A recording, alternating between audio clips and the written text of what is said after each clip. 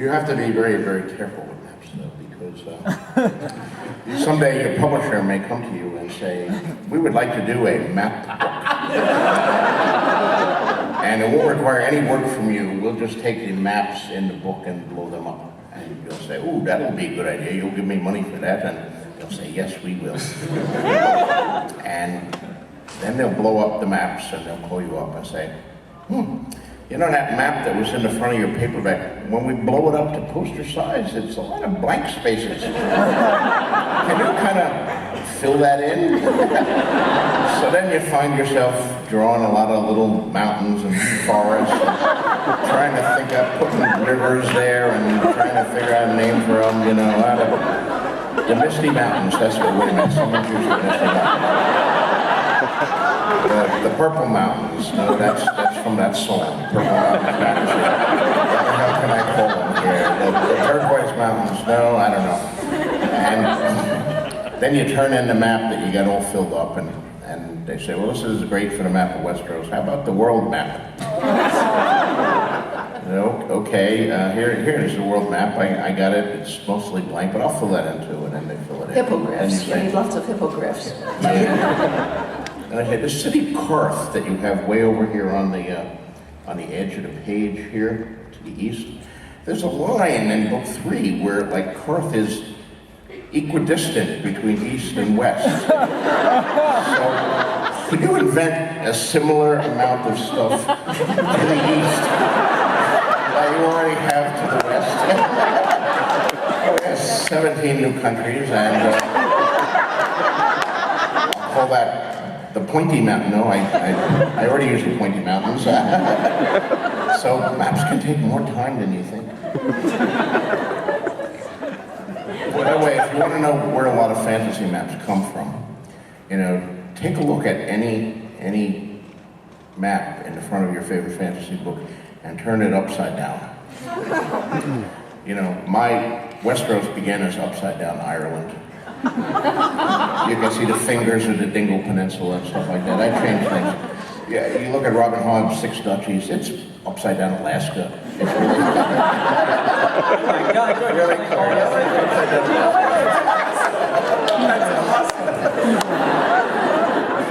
Secrets of fantasy writing. Here's how I did my map. I go, okay, I've got the colored pencils, right? And I've got a graph paper because...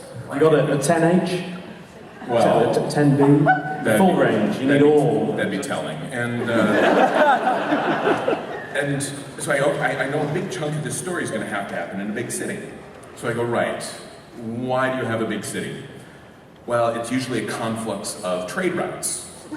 Okay, so what makes trade routes? And I'm like, well, rivers are really influential there, and there's some political boundaries, but let's start with the river. And I go, so where do rivers come from? So I look at it like, there's mountains, and then there's the lay of the land, and then there's aquifers. I'm like, okay, so how does an aquifer work? And so I start doing this research, and eventually, that's the secret, is to effectively become infinitely recursive, and then 14 years later, you eventually finish your map.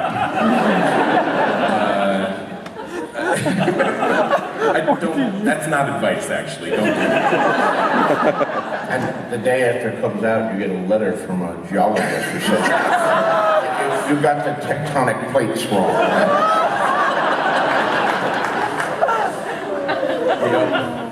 Yep. And just maybe to put a bow on the whole map thing, the question that I like to ask when I find myself feeling compelled to write anything or do anything in a book is I say, why am I doing a map? And if the answer is because I like maps, that's okay. But then I'm like, why should I feel obliged to have a map in my fantasy book? And the answer is usually, well, you just kind of do with secondary world fantasy. And then you go, well, why is that? Well, because everyone does. Well, why does everyone? Well, Tolkien did. I would suggest the answer is so people will know where things are. And that helps. But I actually think, That's too easy. if you trace it back, Tolkien, is kind of the granddaddy of fantasy, and his shadow is long, right? But why did Tolkien have a map in his book? Because there was a map in his book, in the story. It was a part of the story. And so when they bring out the map, and Thorin is there, and they're in Rivendell, and Elrond says, "Oh, moon letters," you go, "Oh, shit, wow." And you flip to it, and there it is, it's here, I get to see the map that they're seeing. And so Tolkien had the very good reason for putting that in there, and of course, it gives you the sense of progress and the ability to engage with it. But the reason he did it is not necessarily the reason you should do it. If you're just kind of following in the tradition without thought towards the ultimate purpose and how it serves the story, you've left the path of wisdom. That's my second Tolkien quote, right? And similarly, a lot of people follow in Tolkien's footsteps. You think, if I'm writing a fantasy novel, I need to have a bunch of creative languages, because Tolkien did it and it's kind of become a tradition. But Tolkien didn't do it for tradition, he did it because he was a language geek. And that's what he loved. And I am not a linguist, and so I need that to make my world realistic, but I don't geek out over it. I'm a geek for currency. And so my economy, I actually have it all worked out, and that filters into my books.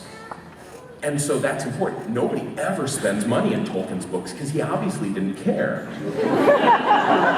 That wasn't a thing for him.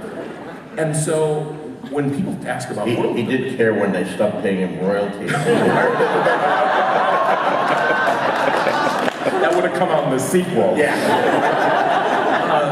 But when people say, what should we do? I say, you're a geek for something. And if that's herbology, or the nature of the night sky, or plate tectonics, it's revel in your geekery, roll around in it, and make that a part of your world, because that will be really interesting to the people reading, because you're interested in it. Whereas if you try to do something because you feel like you're supposed to, I don't think that's the best way to really enjoy yourself and make a vibrant world.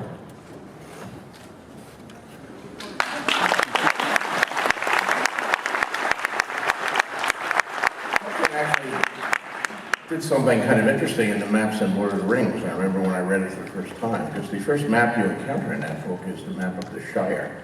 And of course it fills the entire page. Here's the West Farthing and the South Farthing and the East Farthing and the North Farthing, very imaginatively named. And Hobbiton in the middle of it, and and you're reading it and it's okay, I'm reading a book that's set in this world called the Shire, and this is a big place, and he's talked about how the people in the North Shire or North Farthing are different from the people in the East Farthing, and the ones who live near the river and how peculiar.